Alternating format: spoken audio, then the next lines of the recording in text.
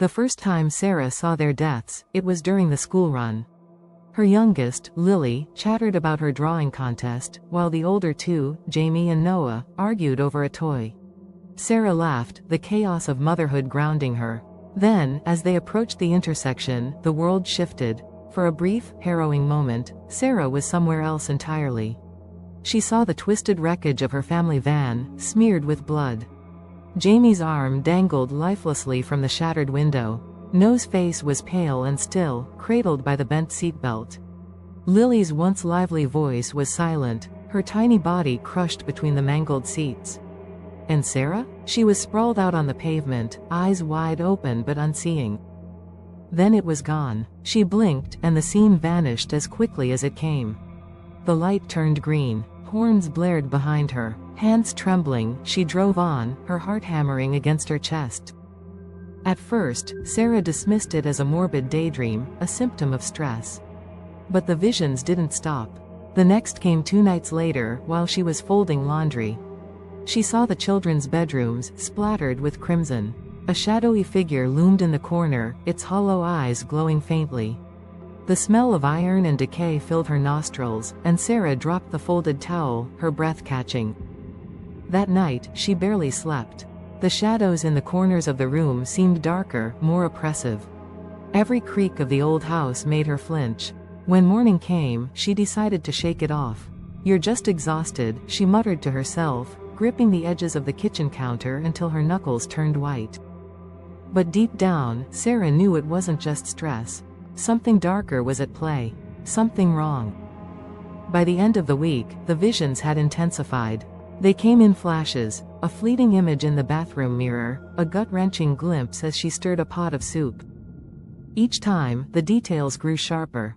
Jamie's terrified screams echoed in her ears. Lily's tiny hand reached for her, just out of reach. Noah's lips moved silently, pleading for something Sarah couldn't give. Panic began to consume her. She withdrew from her friends, too scared to share the horrors clawing at her mind. The children noticed. "Mom, are you okay?" Jamie asked one evening, his bright eyes clouded with concern. Sarah forced a smile, brushing a strand of hair from his face. "I'm fine, sweetie. Just tired," but her voice betrayed her, quivering with barely concealed fear. The tipping point came 3 weeks after the first vision. Sarah was chopping vegetables when her hand froze mid-slice. The knife clattered to the counter as her surroundings dissolved. This time, it was her backyard. The children were playing, Lily on the swing, Jamie chasing Noah with a foam sword. But then, the air grew heavy. The trees seemed to bend unnaturally, their branches stretching like skeletal fingers. The shadowy figure appeared again, standing behind Lily. It reached out, its hands impossibly long, and yanked her from the swing. Sarah screamed and came to, her chest heaving. The knife lay on the floor, its blade gleaming under the kitchen light. She couldn't do this anymore. She had to protect her family. Desperation led her to old family photo albums, searching for answers. That night, long after the children were asleep, she scoured her late grandmother's journals. Grandma Rose had been the family's eccentric matriarch, always whispering about otherworldly presences and ancestral gifts. Sarah had dismissed it as harmless rambling. Now, she wasn't so sure. Buried between faded recipes and pressed flowers, Sarah found what she was looking for, a passage warning about a seer's curse. According to the journal, some women in their bloodline were cursed to foresee calamities, deaths, tragedies, horrors that couldn't be undone. The visions weren't just warnings, they were inevitable. The realization struck her like a blow. She wasn't imagining things. The curse was real, and it had found her. But Sarah wasn't willing to accept fate, not when her children's lives were at stake. She turned to the final pages of the journal, where Grandma Rose had scrawled a ritual to bind the curse and protect loved ones. It required candles, an heirloom belonging to each family member, and a blood offering. Sarah's stomach churned at the thought, but she didn't hesitate. If it meant saving her children, she'd do anything.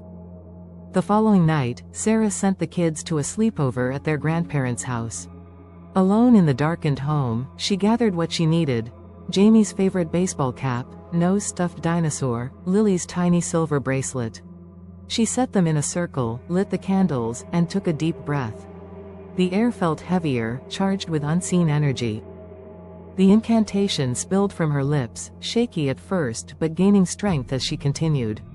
The shadows around her seemed to dance, flickering with each whispered word. Finally, she pressed the blade to her palm, wincing as warm blood trickled onto the heirlooms. Suddenly, the air grew icy. The candles extinguished, plunging the room into darkness. A guttural growl echoed through the house, and Sarah's blood ran cold. "You think you can stop me?" a voice snarled, low and inhuman.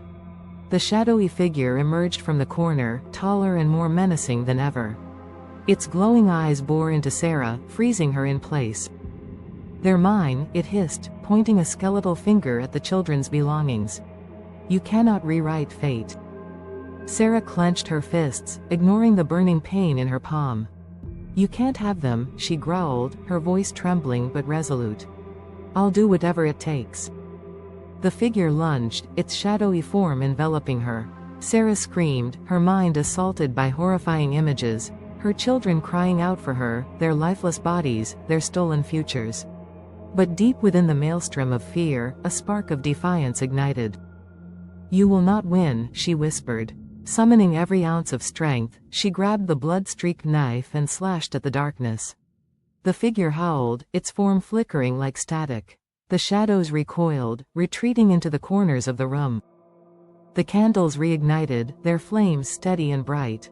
The oppressive air lifted, leaving the house eerily quiet. Sarah collapsed to her knees, trembling and drenched in sweat. When the children returned the next morning, the house felt lighter, safer. Sarah hugged them tightly, tears streaming down her face. She didn't tell them what had happened. They didn't need to know. But deep down, Sarah understood the truth. The curse wasn't gone. It never would be. But for now, her family was safe. And as long as she drew breath, she'd fight to keep it that way. Thanks for watching. If you enjoyed the video, make sure to hit the like button, it really helps us out. And don't forget to subscribe for more content like this. Tap the bell to stay notified whenever we post a new video. Thanks again, and see you in the next one.